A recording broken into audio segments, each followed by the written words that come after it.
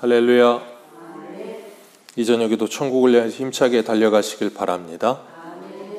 오늘은 우리가 요한계시록 36번째 시간으로 영원한 것은 없다라는 제목으로 같이 말씀을 나누도록 하겠습니다. 이 땅에 영원한 것은 없습니다. 모든 것이 다 끝이 있고 다 지나갑니다.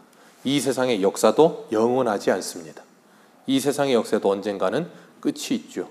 하나님께서 시작하셨기 때문에 하나님이 끝내실 것입니다. 우리 개인의 역사도 시작이 있으면 끝이 있어요.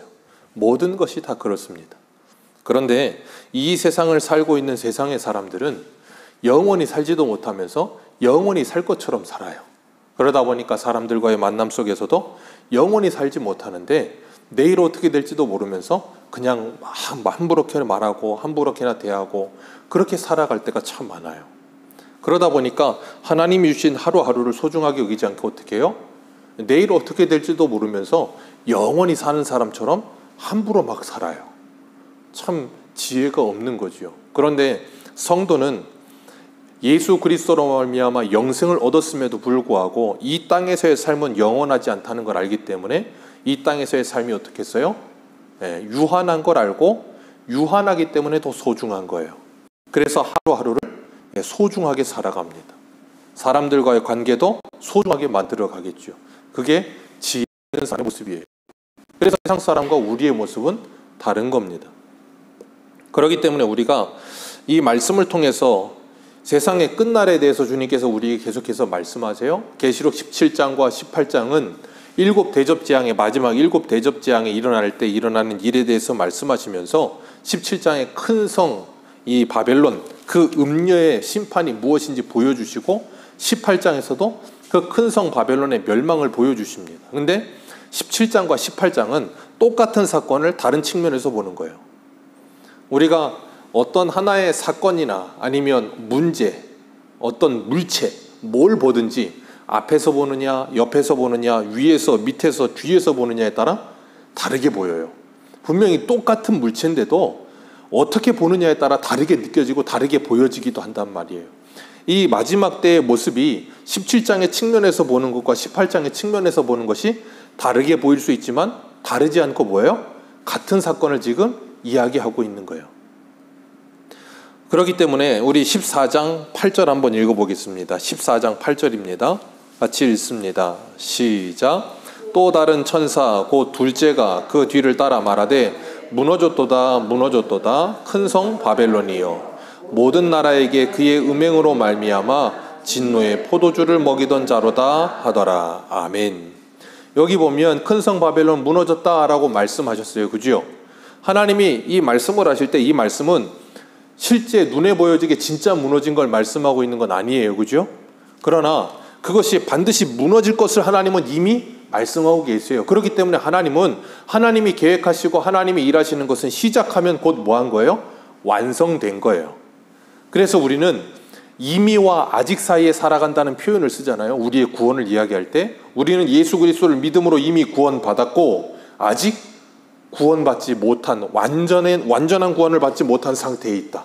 그러나 그 완전한 구원을 누가 이루신다고요? 하나님이 이루어 가실 것이다. 우리가 창세기를 통해서 계속해서 지금 그거 보고 있어요. 그 하나님의 열심은 반드시 하나님의 경영하는 것이 이루어지게끔 만들어 가십니다. 그래서 우리의 구원은 안전한 거예요. 누구 때문에요? 하나님 때문에. 나 때문이 아니고 하나님 때문에 안전한 거예요. 그리고 이 말씀도 무너졌다 말씀하시는 그 하나님의 말씀대로 뭐 할 거라는 거예요? 무너지게 될 것을 하나님께서 말씀하고 계시는 거예요. 그래서 14장에서 무너졌다 말씀하셨고 18장에서도 동일하게 큰 성 바벨론은 무너진다라고 말씀하시면서 그 무너짐이 어떻게 무너질 것인지에 대해서 더 구체적으로 세세하게 지금 부연 설명하듯이 하나님께서 말씀하고 계시는 겁니다. 그래서 2절 말씀에 보면 무너졌도다 무너졌도다 큰 성 바벨론이요 하면서 하나님께서 뭘 말씀하세요? 이 세상의 큰 성 바벨론은 무너진다라고 우리의 귀에 닳도록 말씀하고 계세요. 그리고 그 말씀은 하나님의 비밀입니다. 그 비밀은 어떻게 되었어요? 지금을 살고 있는 우리에게는 만천하에 드러난 비밀이죠. 그래서 주님께서는 다니엘에게는 그 임봉한 책을 임봉해 둬라 그랬는데 그 임봉한 걸 예수 그리스도께서 떼셨고 다시는 그 임봉한 걸 다시는 닫아두지 말고 열어두어라, 때가 가까웠다라고 말씀하시면서 이 세상 사람 모두에게 이 하나님의 진리의 말씀, 비밀의 말씀은 다 열린 책으로 드려지고 있다는 거예요. 그래서 예수님께서는 이 땅에 오셔서 수많은 사람들에게 하나님의 말씀을 가르치실 때 그들이 다 알아들을 수 있는 말씀을 하셨어요. 비유를 말씀하실 때도 그 당시 사람들이, 농경사회에 있는 사람들이 다 알아들을 수 있는 비유를 하셨습니다. 그러시면서 뭘 하셨는가 하면 하나님의 말씀이 드러나 있음에도 불구하고 그들이 드러난 말씀을 보고 듣고 있으면서도 깨닫지 못하는 모습을 보면서 그게 진짜 비밀이다라고 말씀하시는 거예요. 그러니까 그 하나님의 말씀이 들려지는 자는 그 말씀에 관심을 갖게 되어 있고 그 말씀을 더 알고 싶어지는데, 그렇지 않은 사람들은 다 드러나 있어도 관심을 갖지 않아요. 무관심하죠. 그래서 사랑의 반대말은 무관심이라고 말씀을 드린 거예요. 사랑하면 관심을 갖게 되어 있어요. 하나님의 말씀에 대하여 관심을 갖고 하나님의 말씀에 더욱더 가까이 합니다. 오늘 2절 말씀 보면 그 큰 성 바벨론이 무너지는데 그 2절에 뭐라 그러세요? 귀신의 처소와 각종 더러운 영이 모이는 곳과 각종 더럽고 가증한 새들이 모이는 곳이 되었다라고 말씀하시면서, 여기 보면 곧이라는 단어 앞에 풋노트로 숫자 1 써있는 책이 있으시죠? 그리고 성경책을 밑을 보시면 그 숫자 반가로 1은 또는 뭐라고 써 있어요? 옥이라고 써 있어요. 그 옥은 뭘 말해요? 감옥을 말하는 거예요. 그러니까 지금 큰 성 바벨론 무너졌다 말하고 있는 큰 성 바벨론은 뭐라는 거예요? 감옥이다 그 말이에요. 무슨 감옥이요? 온갖 더러운 영이 모이고 더럽고 가증한 새들이 모이는 곳, 그런 곳이 감옥이 되어 있는데 그 감옥은 우리가 생각하는 창살이 있는 감옥이 아니라 창살 없는 감옥이에요. 누가 가두지 않는데 스스로 갇히는 감옥이에요. 그게 어떻게 가능해요? 공중 권세 잡은 자들에 의하여서 그들의 마음과 생각이 빼앗겨서 스스로 거기에 갇혀 살아요.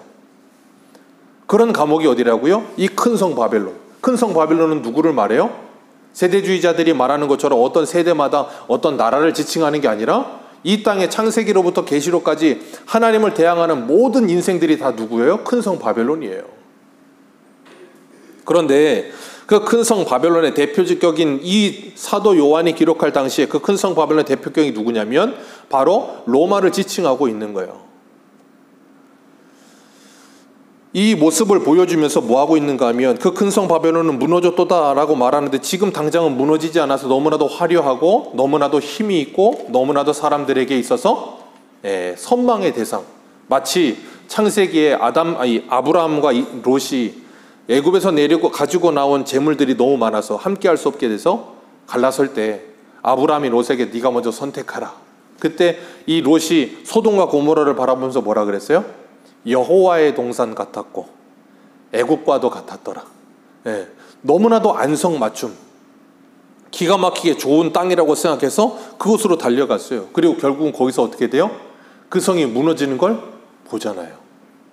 그러니까 우리가 보기에는 너무나 멋있어 보이는 그것이 무너질 것이라는 것에 대해서 우리는 자꾸 생각을 못해요. 반짝인다고 다 보석은 아니라는 말이 있잖아요. 근데 반짝이면 보석이라고 착각하게 되는 거예요. 이 세상을 바라보는 세상 사람들의 모습이 그렇다는 거예요. 그래서 이 바벨론이 어떤 모습인가 하는 것에 대해서 우리가 한번 볼 텐데, 구약성경 예레미야 50장 39절을 한번 보겠습니다. 예레미야 50장 39절.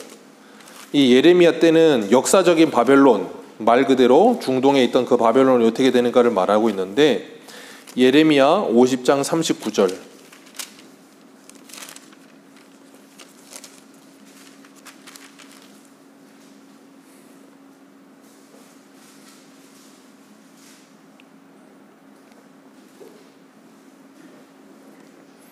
예레미야 50장 39절 40절 두 절 같이 읽겠습니다. 시작. 그러므로 사막의 들짐승이 승냥이와 함께 거기 살겠고 타자도 그 가운데 살 것이요 영원히 주민이 없으며 대대에 살 자가 없으리라. 여호와의 말씀이니라. 여호와께서 소돔과 고모라와 그 이웃 성읍들을 뒤엎었듯이 거기에 사는 사람이 없게 하며 그 가운데에 머물러 사는 사람도 아무도 없게 하시리라. 이 예레미야 50장은 바벨론의 심판에 대해서 하나님께서 말씀하고 계시거든요. 근데 바벨론이 하나님의 심판을 받게 되면 어떻게 돼요? 39절에 영원히 주민이 없으며 대대에 살 자가 없으리라. 거기에 뭐만 있어요? 짐승들만 가득할 것이다, 그거예요. 그리고 오늘 본문에서 18장 2절에 뭐라 그래요? 큰 성 바벨론이여 귀신의 처소와 각종 더러운 영이 모이고 각종 더럽고 가증한 새들이 모이는 곳이 되었다. 짐승들이 가득한 곳이 되었다.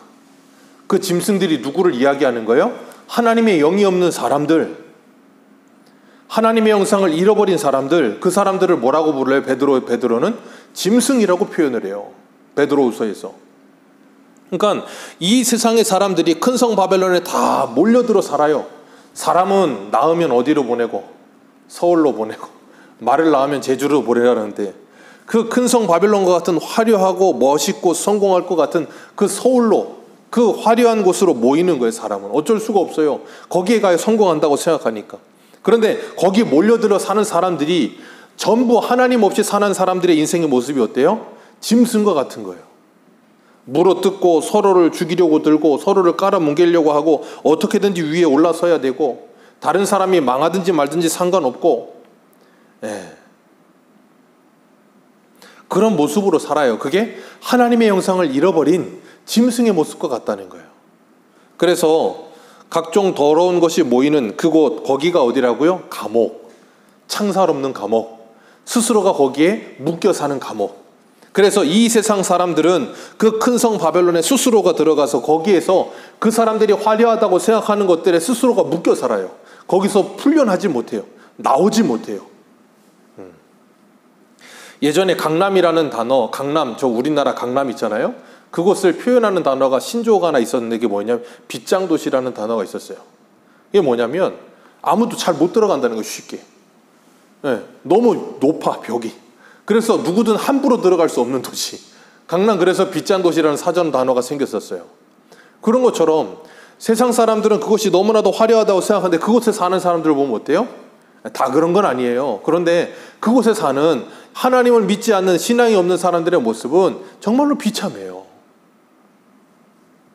이 세상의 큰 성 바벨론과 같이 멋있어 보이고 화려해 보이고 그런 곳에 수많은 사람들이 중독되어 살아요. 돈에 중독돼 살고 마약에 중독돼 살고 아니면 성공에 중독돼 살고 스포츠, 연예계 수많은 것들, 이 세상 것들로 중독되어 살면서 거기에서 찌들어 살아요. 그리고 거기서 벗어나고 싶은 생각도 없고 벗어나려고 해도 스스로 벗어나지지도 않아요. 왜요? 거기가 뭐라고요?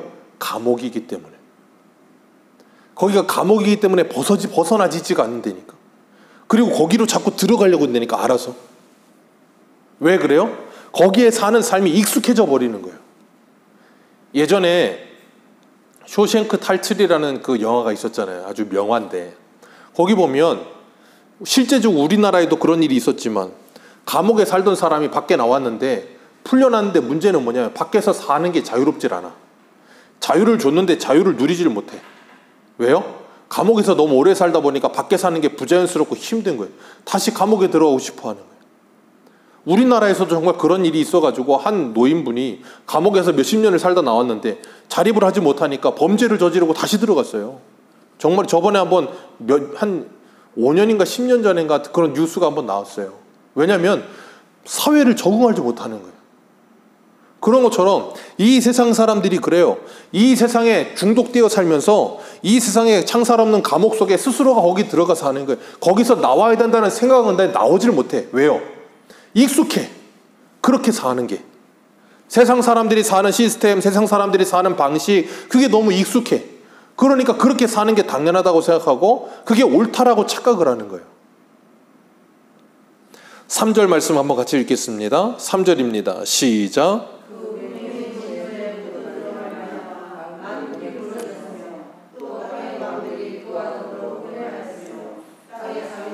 그 사치의 세력으로 치부하였도다 하더라. 음행의 진노의 포도주로 말미암아 뭐 했다고요? 만국이 무너졌다. 큰 성 바벨론이 무너졌는데 누구도 무너져요? 만국도 무너져요. 그리고 그 사치의 세력인 큰 성 바벨론으로 말미암아 치부하던 상인들도 다 무너집니다.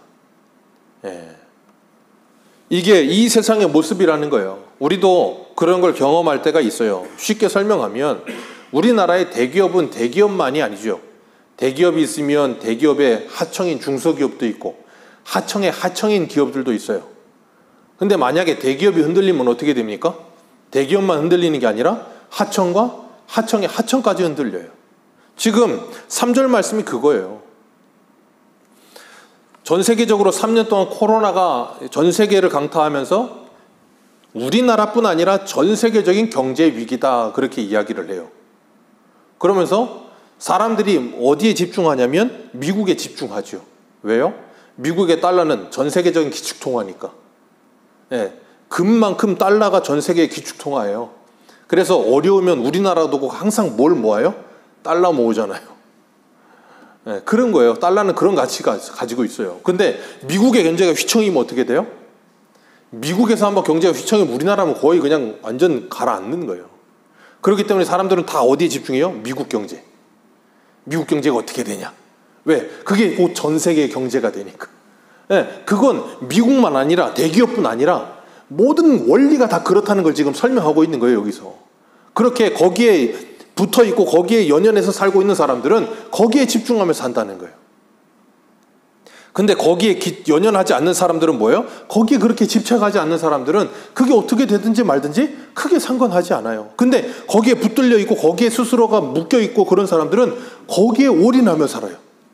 오늘 새벽에도 제가 말씀드렸지만 야곱에게 있어 베냐민은 곧 야곱이었어요. 그러니까 야곱을 잃어버린 베냐민이 뭐라 그래요? 나는 죽는다였어요. 그렇게 생각하는 것들이 많다니까요.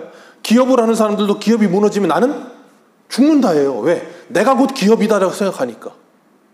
공부가 전부라고 생각하는 사람들은 공부가 곧 나예요. 그럼 공부가 잘못되면 어떻게 돼요? 내 인생도 망하는 거예요. 세상 사람들은 다 그렇게 생각한다니까. 근데 그게 아니라는 거예요. 그러니까 그리스도인들은 그런 생각에서 벗어나서 정말로 하나님의 자녀로 사는 게 뭐고, 우리의 인생은 하나님의 것이며 우리는 하나님의 형상대로 창조함을 받았으며 하나님의 형상대로 창조함을 받은 성도는 어떻게 사는 거고 어떻게 생각하는 거고 어떻게 인생을 규모 있게 살아야 되는 건지를 말씀을 통해서 배워가면서 뭐예요? 그런 삶에서 벗어나는 거예요. 그래서 세상이 망가져도 망가진 가운데서도 뭐예요? 잠언의 말씀처럼 7번 넘어져도 8번 일어나는 거예요. 그게 성도예요. 성도는 그렇게 사는 겁니다. 그래서 세상이 이기지 못하고 세상이 감당하지 못하는 거예요, 성도를. 왜요? 믿음이 있으니까. 무슨 믿음이요? 하나님의 말씀을 믿는 믿음이요. 다른 거 아니고. 그렇기 때문에 그리스도인들은 세상의 말보다 하나님의 말씀에 귀 기울이면서 세상이 뭐라고 하든지 그것에 일희일비하지 않고 뭐예요? 하나님의 말씀에 집중해요. 그게 그리스도인의 삶이에요. 그러니까 세상 사람들이 흔들어도 흔들리지 않는 거예요. 그래서 하나님께서는 우리들에게 지금 이 큰 성 바벨론은 무너진다. 그러니까 정신 차리고 뭐 하라는 거예요? 그 무너지는 그 속에 있지 말고 거기서 뭐 해라? 나와라. 그럼 우리는 뭐 하는 거예요? 저 세상에서 나오라는 말씀이 뭘 말씀하시는 거예요? 저 세상에 있지 말라는 말인가요? 아니죠. 하나님은 우리를 세상의 소금과 빛이라고 말씀하셨어요. 그러니까 우리는 이 세상 끝날까지 어디 살아요? 세상 속에 사는 거예요. 세상 밖에 살지 않아요. 요번에도 세상 밖에 사시는 머리 깎으신 분이 자꾸 또 이혼하셨다가 둘째 낳았다고 그래가지고 또 기사가 한참 났던데 그게 뭐 그렇게 중요합니까? 근데 그분들은 그게 전부니까 또 그게 중요하겠죠. 어쨌든 세상 밖에 왜 나가요, 그러게. 근데 어쨌든 우리는 세상 안에 살아요. 문제는 뭐냐면 세상 안에 사는데 물과 기름처럼 세상과 섞이지 않는다, 그 말이에요. 그게 그리스도인의 능력이거든요. 어떻게 가능해요? 우리가 이 혈액 속에도 삼투압 현상이라는 게 일어나잖아요. 이렇게 들어오고 나가는 게 있잖아요. 그런 것처럼 세상 속에 살면서 그리스도인들이 세상에 매몰되지 않고 세상에 중독되지 않고 세상을 이길 수 있는 방법은 딱 하나입니다. 내 안에 세상보다 더 큰 게 있으면 되는 거예요. 그게 누구예요? 하나님이요. 내 안에 하나님의 은혜로 가득하고 하나님이 내 안에 가득하시면 세상 속에 살아도 세상이 나를 침몰하지 못한다니까요. 세상에 뭐라고 해도 거기에 흔들리지 않고 무너지지 않아요. 그게 뭐예요? 믿음이요. 그래서 요한일서 5장은 그러잖아요. 우리가 세상을 이기는데 세상을 이기는 이김은 이것이니 뭐라고요? 우리의 믿음. 하나님을 믿는 그 믿음, 말씀을 믿는 그 믿음을 가지면 세상을 이긴다는 거예요. 그러니까 그리스도인들은 세상 속에 살면서 세상을 압도하며 사는 거예요. 세상 사람들이 가지고 있는 가치관을 압도하면서 그게 옳은 게 아니야라고 말해줄 수 있는 사람으로 사는 거예요. 세상 사람들이 전부 다 그게 옳은 거라고 가는 그 길에다가 그게 아니고 봐라, 너 사람들 봐라, 사람들 이렇게 평생을 살다 가는데 이게 얼마나 허무하냐, 그런 걸 미래를 가르쳐 줄 수 있는 사람 어떻게 가능해요? 하나님의 말씀에 지혜가 있으면 가능하죠. 그래서 이사야 50장은 그러잖아요. 우리에게 학자와 같은 귀를 주시고 학자와 같은 혀를 주셔서 어떻게 말로 위로할 것을 알게 하시며, 이사야가 기도하잖아요. 그러니까 이 큰 성 바벨론이 무너지니까 그 속에 있지 말고 거기서 나와서 그들과 같이 재앙을 받지 말라는 말은 뭐냐면 너희들은 믿음 안에 깨어 있어라는 말이에요. 그리고 우리 한 군데만 읽겠습니다. 8절 같이 한번 읽습니다. 시작.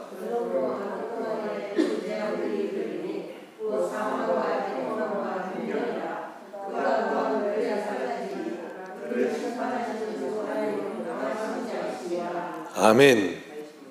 자, 그 다음 어디를 보시냐면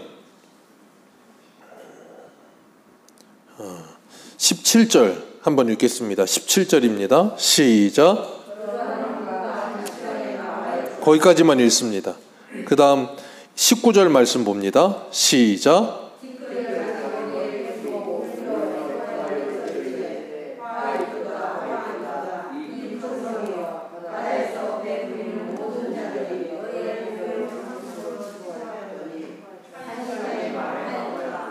지금 하나님께서 큰 성 바벨론 무너졌다라고 말씀하시면서 뭘 이야기하세요? 8절에는 그들이 하루 동안에 그 재앙이 일어난다. 그리고 17절에는 그 부가 몇 시간에? 1시간에. 19절도요. 어떻게 망한다? 1시간에 망한다. 이 말은 물리적인 1시간 하루를 말하는 게 아니죠. 우리가 어떤 사고가 나면 그 사고 날 때 뭐라 그래요? 순식간이라는 표현을 쓰잖아요. 지금 그 표현을 쓰고 있는 거예요. 하나님의 심판은 순식간에 부지불식간에 밤에 도둑이 임하는 것처럼 그렇게 한순간에 임하게 될 것이다라는 것을 말씀하고 계시는 거예요. 그렇기 때문에 그런 심판이 임하게 될 때 그들이 그 심판의 상태에서 어떻게 되는가 7절 같이 읽습니다. 시작. 그가 얼마나 자기를 영화롭게 하였으며 사치하였는지 그만큼 고통과 애통함으로 갚아주라. 그가 마음에 말하기를 나는 여왕으로 앉은 자요 과부가 아니라 결단코 애통함을 당하지 아니하리라. 아멘. 이 큰 성 바벨론은 뭐라 그런다고요? 나는 여왕이라 과부가 아니다. 나는 애통과 나는 고통을 당하지 않을 거다. 나는 이 영화로움과 이 화려함을 계속해서 유지할 거다. 그렇게 큰 소리를 친다는 거예요. 그런데 하나님께서 하루 동안에 1시간 만에 그들을 심판해 버리실 것이다. 하나님께서 그렇게 말씀하시면서 뭐라 그러세요? 8절에 하나님은 강하신 자이십니다. 이 큰 성 바벨론이라 할지라도 하나님은 한순간에 쓸어버리실 수 있는 강하신 하나님이라. 그러니까 바벨론에 있는 로마에 있는 너희들은 성도들아 뭐 하지 마라. 두려워하지 마라. 우리 하나님은 이렇게 강하신 분이시다. 그 하나님께서 이 모든 일을 행하실 것이니 너희들은 그 하나님을 믿으라는 거예요. 그리고 그 큰 성 바벨론을 바라보면서 9절 말씀에 그와 함께 음행하고 사치하던 땅의 왕들은 그 불타는 연기를 보고서 뭐예요? 울고 가슴을 칩니다. 왜 울고 가슴을 칠까요? 이유는 하나죠. 바벨론 때문에 우는 게 아니에요. 누구 때문에 울어요? 자기 자신 때문에. 그래서 10절 말씀 그의 고통을 무서워하며 어떻게 서서? 멀리 서서. 15절 같이 읽습니다. 시작. 바벨론으로 말미암아 치부한 이 상품의 상인들이 그 고통을 무서워하며. 자, 9절에 왕들도 멀리 서서 고통을 무서워하며 애통하고 15절에 그 상인들도 멀리 서서 무서워하며 애통하고 그 다음 17절 같이 읽습니다. 시작. 모든 선장과 각처에 다니는 선객들과 선원들과 바다에 일하는 자들이 멀리 서서 그가 불타는 연기를 보고 외쳐 이르되 이 큰 성 같은 성이 어디 있느냐 하며 울며 애통하고 외칩니다. 화이또다. 그런데 이 세 사람이 전부 다 왜 이렇게 울고 있다고요? 누구 때문이라고요? 자기 자신 때문에. 그러니까 어떻게 하질 못해요? 큰 성 바벨론이 심판을 받아 무너지는데 거기에 가까이 가지를 않아요. 왜? 가까이 갔다가 나도 큰일 나니까. 불똥 튀면 안 되니까. 강 건너 불구경 하듯이 하면서 멀리서 보면서 울고 있는 거예요. 왜? 상인들은 그 큰 성 바벨론의 치부에서 돈 벌어먹고 살아야 됐고, 왕들은 그 큰 성 바벨론의 치부에서 그 큰 성 바벨론에게 잘 보여가지고 사바사바해서 어떻게든지 잘 살았어야 되는데, 큰 성 바벨론 무너지니까 왕들도 무너질 거고 상인들도 무너질 거고 바다에서 일하던 어부들은 왜 울까요? 이제 자기들이 잡아 올리는 고기를 사줄 데가 없는 거예요. 그 큰 성 바벨론에 가서 고기 팔아가지고 거기 있는 화려한 것들을 얻어내야 되는데 그거 할 데가 없어지는 거예요. 그러니까 우는 거예요. 전부 다 무너져 내리는 큰 성 바벨론 보면서 우는 게 누구 때문이라고요? 자기 자신 때문. 얼마나 비참합니까? 한 사람이 죽었는데 그 죽은 사람 보면서 우는데 전부 다 그 사람이 죽어서 안타까워서 우는 게 아니라 전부 자기 자신 잘못될까 봐 울고 있다면 얼마나 비참한 거예요. 근데 이 세상의 모습이 그렇다는 거예요. 이 세상이. 왜 세상 사람들이 전부 다 미국을 집중한다고요? 미국의 경제가 휘청하면 미국이 무너지는 게 문제가 아니라 누가 문제예요? 우리나라가 문제니까. 미국이 어떻게 되든지 말든지 미국이 무너져도 하나도 영향 안 받고 우리나라는 잘 살 수 있다면 미국이 뭐 관심을 갖겠어요? 관심 1도 없죠. 왜 러시아와 우크라이나 전쟁하는 거 전 세계가 집중합니까? 그 가스, 유럽 전국이 그 가스를 쓰잖아요. 자꾸 그거 안 오니까. 다른 누가 아니에요. 우크라이나 어떻게 되니 러시아도 뭐 유엔이니 뭐란 말을 하지만 본질로 들어가면 전부 자기 자신이지 다른 사람을 위하는 거 하나도 없어요. 그게 이 세상이에요. 그래서 말세의 징후가 뭐라 그랬어요? 디모데후서 3장에 자기를 사랑하며 돈을 사랑하며. 그게 말세예요. 지금 오늘 이 큰 성 바벨론 무너지는데 왕들도 상인들도 어부들도 전부 다 그거예요. 다른 게 없어요. 얼마나 비참합니까? 그래서 11절 말씀 우리 같이 한번 읽어봅니다. 시작. 땅의 상인들이 그를 위하여 울고 애통하는 것은 다시 그들의 상품을 사는 자가 이래서 우는 거예요. 그 상품이 뭔데요? 그 상품은 금과 은과 보석과 진주와 세마포와 자주 옷감과 비단, 붉은 옷감, 각종 향목, 각종 상아그릇, 각종 나무, 구리, 철, 대리석, 이런 이태리 대리석이 뭐니 온갖 값비싼 모든 것 뭐 한다?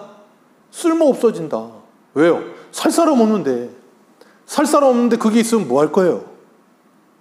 그게 누군가 살 사람이 있으니까 수요가 있으니까 공급하는 사람이 즐거운 거지. 수요 없으면 다 쓰레기예요. 이 세상의 모습이 그래요. 그 화려함이 무너지는 것을 보여주시면서 14절에서 17절까지 어떻게 하세요? 바벨론의 화려함이 이렇게 무너지게 될 것이다. 그들이 8절에 뭐라 그랬는데요? 7절에 나는 여왕이라 나는 과부와 같지 않아서 고통과 애통을 당하지 않는다. 큰 소리 뻥뻥 치던 그 바벨론이 한순간에 무너져 버려서 이렇게 비참해지고 그 온갖 화려함이 다 쓸데없는 것이 돼버리는, 하나님께서 그 모습을 우리에게 보여주신다고요. 그러는 가운데 온 세상은 지금 난리인데 20절 같이 읽습니다. 20절 같이 읽습니다. 시작.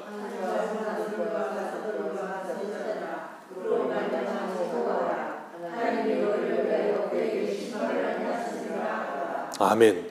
온 세상은 지금 울고 불고 난리인데 하나님께서 성도들과 사도들과 선지자들아 그로 말미암아 큰 성 바벨론 그로 말미암아 너희는 뭐해라? 즐거워하라. 왜요? 하나님이 너희들을 위해 그들을 심판하고 계신다. 계시록 6장 한번 볼까요? 계시록 6장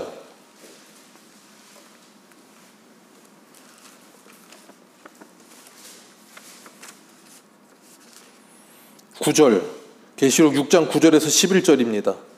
우리 같이 읽습니다. 시작. 다섯째 인을 떼실 때에 내가 보니 하나님의 말씀과 그들이 가진 증거로 말미암아 죽임을 당한 영혼들이 제단 아래에 있어 큰 소리로 불러 이르되 거룩하고 참되신 대주제여 땅에 거하는 자들을 심판하여 우리 피를 갚아주지 아니하시기를 어느 때까지 하려 하시나이까 하니 각각 그들에게 흰 두루마기를 주시며 이르시되 아직 잠시 동안 쉬되 그들의 동무 종들과 형제들도 자기처럼 죽임을 당하여 그 수가 차기까지 하라 하시더라. 아멘.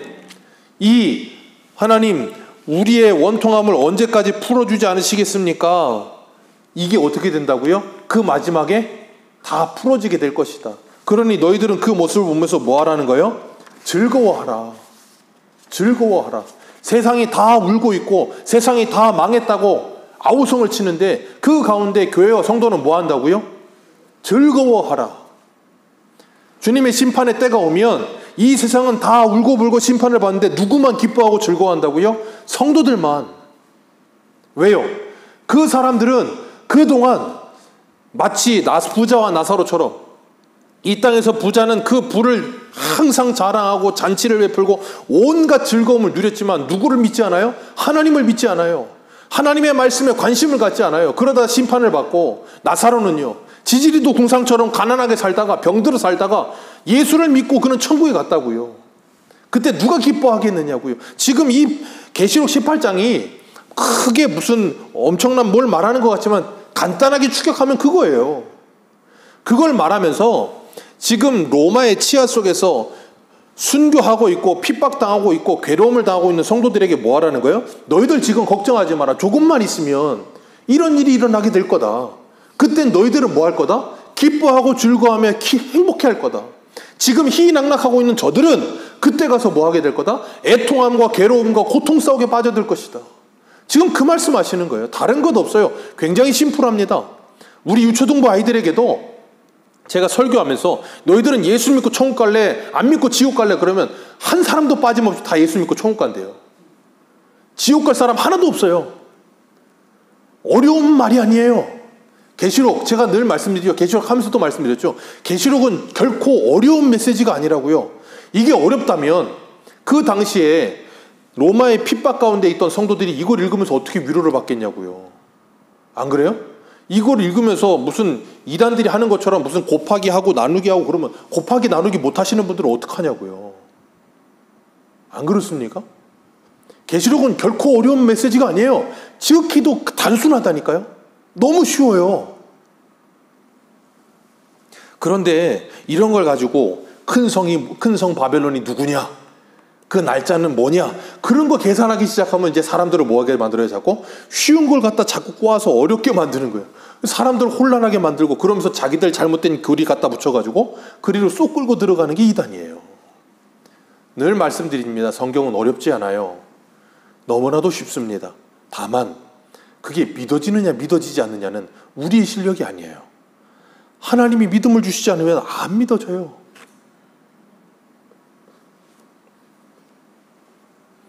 그래서 하나님께서 한 흰색 큰 천사에게 큰 맷돌 같은 돌을 바다에 던지는 것을 보여주시면서 큰 성 바벨론이 이렇게 멸망할 것이다.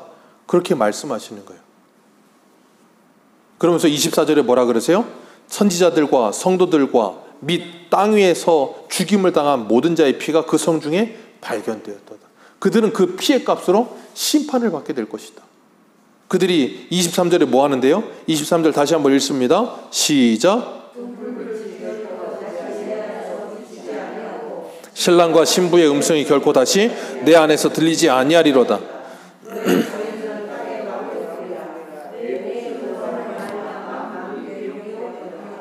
네.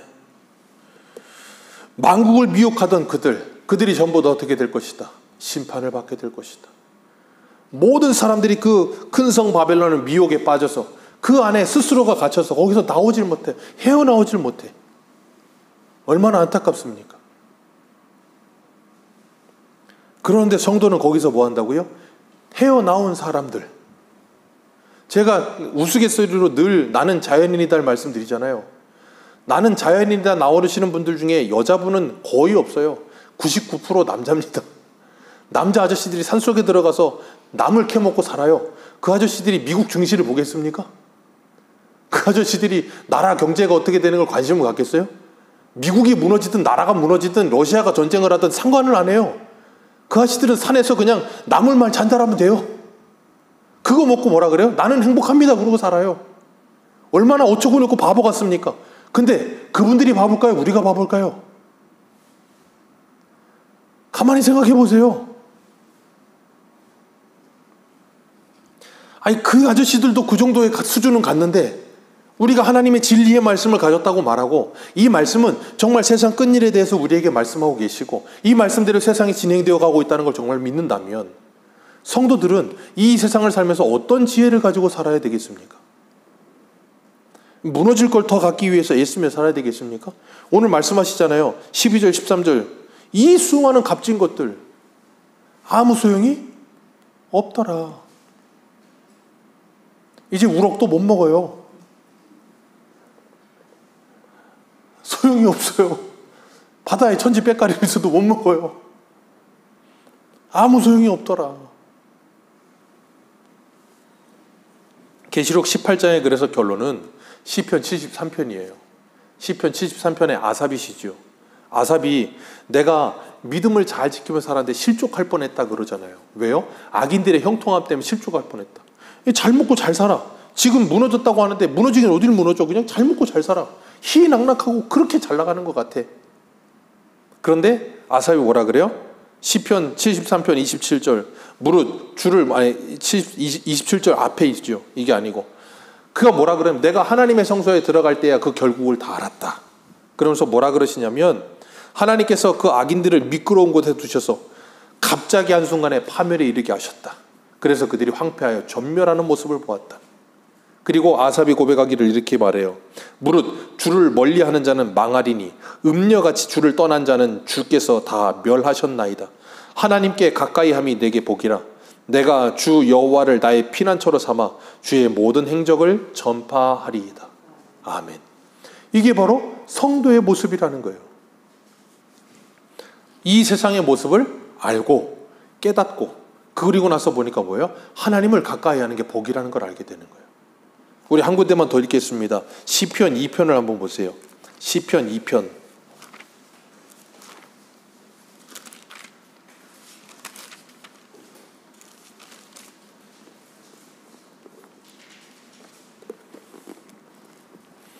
시편 2편 10절입니다. 시편 2편 10절 12절까지 같이 읽습니다. 시작. 그런즉 군왕들아 너희는 지혜를 얻으며 세상의 재판관들아 너희는 교훈을 받을지어다. 여호와를 경외함으로 섬기고 떨며 즐거워할지어다. 그의 아들에게 입맞추라. 그렇지 아니하면 진노하심으로 너희가 길에서 망하리니 그의 진노가 급하심이라. 여호와께 피하는 모든 사람은 그 진노가 어떻다고요? 급하다. 어떻게 급해요? 하루 1시간 만에. 그러니 그런 진노가 있다는 걸 너희들이 정말 안다면 뭐해라? 그 아들에게 입맞추라. 그 하나님과 화목하라. 그것만이 너희들이 살 길이고 그것만이 너희가 받을 복이다. 하나님이 오늘도 우리에게 그 말씀을 하고 계시는 거예요. 그리고 이 세상을 살아가는 우리들에게 뭐하래요? 오늘 본문 23절에 그 복술에 미혹되지 말아라. 만국이 다 미혹되어 그리로 달려 들어가도 너희들은 그리로 달려 들어가지 말아라. 그게 지혜다. 그 지혜를 가지고 하나님과 동행하면서 하나님의 말씀대로 살아가면서 이 믿음의 선진들이 마지막에 승리하는 모습을 보면 너희들도 마지막에 승리할 걸 믿고 신앙으로 견디며 이겨라. 그게 그리스도인의 모습이라는 거예요. 오늘도 우리가 이 하나님의 말씀을 들으시고 그 하나님의 말씀을 바라보면서 이 세상에 영원할 것 같은 화려함, 이 세상에 영원할 것 같은 찬란함 다 무너져 내리는 모습을 우리는 역사를 통해 이미 압니다. 역사를 통해 계속 봐요. 다 무너져 내리는 걸 봐요. 그러나 아들의 나라만이 영원하다는 걸 우리는 말씀을 통해 믿었어요. 그렇다면 이제는 뭐 해야 돼요? 그 아들의 나라를 살아가면서 예수 그리스도와 함께 동행하면서 그 말씀을 따라 살아가는 것이 성공이요 참된 복이라는 걸 알고 하나님을 가까이 하며 믿음 안에서 승리하는 저와 여러분들 되시기를 주님의 이름으로 축복합니다. 기도하겠습니다.